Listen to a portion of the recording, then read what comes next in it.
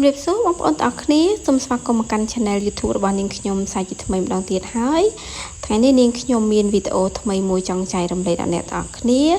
អំពីរបៀបនៃការធ្វើសាច់មាន់គ្រឿងបែបកូរ៉េអញ្ចឹងអ្នកទាំងអស់គ្នាកុំភ្លេចតាមដានទស្សនាវីដេអូរបស់នាងខ្ញុំដើម្បីចង់ដឹងពីរបៀបធ្វើ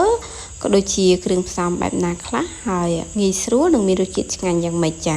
អញ្ចឹងកុំឲ្យខាត់ពេលវេលាយូរយើងទៅទស្សនាវីដេអូទាំងអស់គ្នា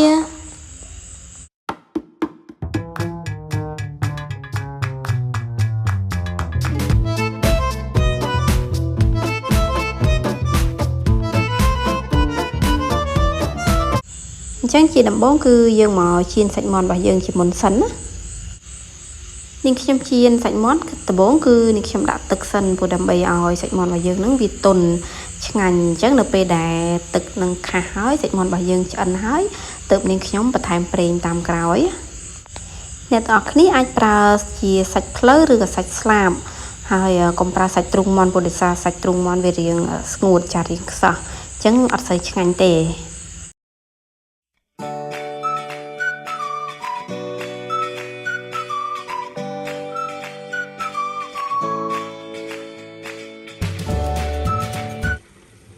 ឥឡូវនេះយើងមកលាយទឹកសរបស់យើងវិញម្ដងគឺនេះខ្ញុំដាក់ម្សៅកូរ៉េចាម្សៅម្ទេសកូរ៉េចំនួន1ស្លាបព្រាបាយទឹកម្ទេសហ្នឹងគឺចំនួន1ស្លាបព្រាបាយ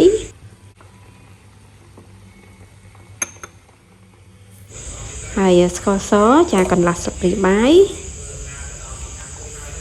ប៊ីចេងកន្លះស្លាបព្រាបាយដូចគ្នាចាហើយទឹកស៊ីអ៊ីវចាទឹកស៊ីអ៊ីវធម្មតាហ្នឹងចាប្រហែលជាកន្លះស្លាបព្រាបាយដែរអ្នកទាំងអស់គ្នាបន្តមកទៀតគឺទឹកប្រេងខ្យងចាទឹកប្រេងខ្យងហ្នឹងប្រហែលជាកន្លះស្លាបព្រាបាយដែរអ្នកទាំងអស់គ្នាចំពោះគ្រឿងផ្សំយើងអាចលៃលោកចាទៅតាមបរិមាណសាច់មាន់របស់យើង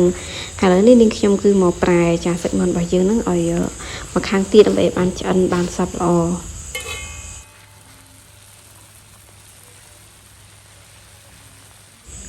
ហើយទឹកគ្រឿងរបស់យើងគឺយើងមិនភ្លេចទេចាជាមួយនឹងទឹកធម្មតា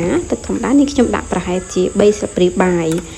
ហើយបន្ទាប់ពីយើងដាក់គ្រឿងហើយយើងកូរទឹកគ្រឿងរបស់យើងឲ្យបានសព្វចូលជាតិគ្នាល្អ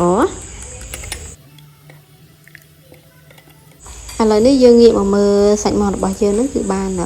ឆ្អិនសព្វល្អហើយអញ្ចឹងនេះខ្ញុំចាក់ទឹកគ្រឿងរបស់យើងដែលបានលាយមិននឹងចូលចានេះខ្ញុំចាក់ពាក់កណ្ដាលសាក់មើលសិនណាអ្នកទាំងអស់គ្នាហើយនេះខ្ញុំភ្លេចប្រាប់គឺនេះខ្ញុំដាក់បន្ថែមជាមួយនឹងល្ងសហ្នឹងប្រហែលជា1ស្លាបព្រាកាហ្វេដើម្បីឲ្យទឹកគ្រឿងរបស់យើងនឹងឈ្ងុយចាអញ្ចឹងនៅពេលដែលនេះខ្ញុំចាក់ទឹកគ្រឿងហើយគឺនេះខ្ញុំត្រឡប់សាច់មាន់របស់យើងទៅមកខាងទៀតដើម្បីឲ្យសាច់របស់យើងចូលជាតិជាមួយនឹងគ្រឿងនឹងបានល្អ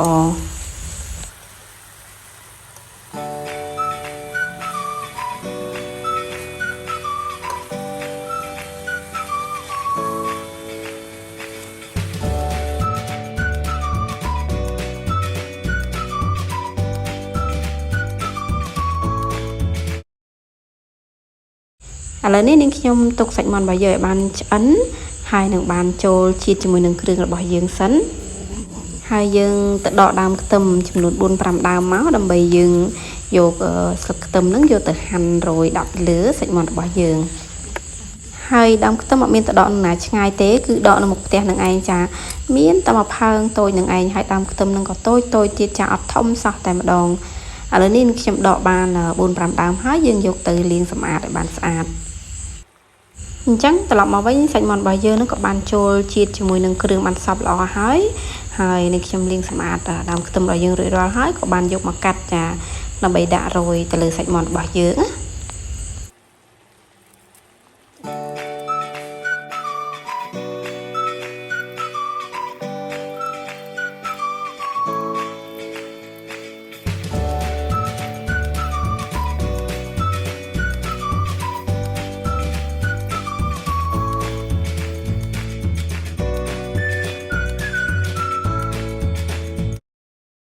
ហើយនៅពេលដែលឆ្អិនរួចរាល់ហើយមុនដួសដាក់ចាននេះខ្ញុំមិនភ្លេចទេចាគឺរោយបន្ថែមចា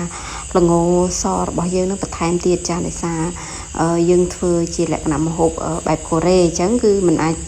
ខ្វះបានទេចាល្ងសអញ្ចឹងនេះខ្ញុំបន្ថែមល្ងសបន្តិចទៀតមកហើយនេះខ្ញុំដួសដាក់ចានចា អញ្ចឹងម្ហូបថ្ងៃនេះគឺរួចរាល់ហើយគឺសាច់មាន់ចាគ្រឿងបែបកូរ៉េអញ្ចឹងអ្នកទាំងអស់គ្នាកុំភ្លេចសាកល្បង